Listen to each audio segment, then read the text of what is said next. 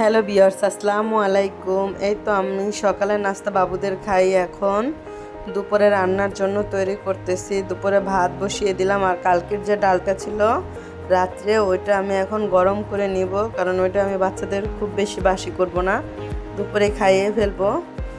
এজন্য আমি ইলিশ মাছ ভাজা দিয়ে এজন্য ডালটা তাড়াতাড়ি করে গরম করে নিয়েছিলাম। দেন আমি সবজিগুলি সব কেটে ফেলছি। কেটে ফেলার পর ইলিশ মাছগুলি কাটতেছি। একা একা বুয়া আজকে আসবে না, তো আমার হাতে অনেক কাজ। এই তো আমি এখন এই মাছগুলি সব কেটে সুন্দর করে মশলা মাখিয়ে বাস ভেজে ফেললাম।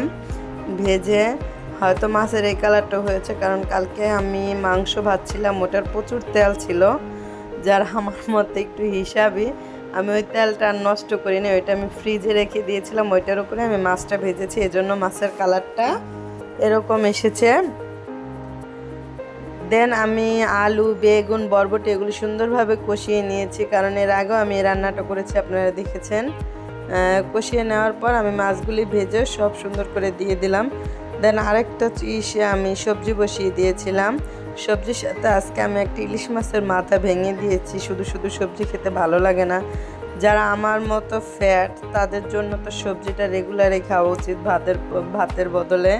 এজন্য আমি রেগুলার চেষ্টা করি সবজি খেতে, ভাতটা অ্যাভয়েড করে চলি। এই তো আমার একদিকে তরকারি হয়ে যাচ্ছে, একদিকে সবজি হলো। এর আগে ভাত রান্না করে ফেলেছি, ডাল গরম করে ফেললাম। দেন এগুলি করার পরে আমার যত বুয়া যেহেতু আজকেও আসবে না, তো আমি এখন আমার ঘর টর সব পরিষ্কার করতে হবে। এই তো দুপুরে খাবার পরিবেশন করলাম। দেন ঘর টর পরিষ্কার করে গোসল করে ফ্রেশ হয়ে আসলাম। এসে এই তো বাবুদের জন্য আবার খাবার বাড়লাম। এই তো এখন আমার ছেলেদের আমি খাইয়ে দিব। খাওয়া দাওয়ার পরে আবার আমি রোজা রেখেছিলাম, এই জন্য আমার ইফতারটা আমি সাজিয়ে নিলাম। এই তো আমার ইফতারটা আপনাদের সাথে শেয়ার করলাম। এই তো আজকে এ পর্যন্তই। ভালো থাকবেন, আল্লাহ হাফেজ।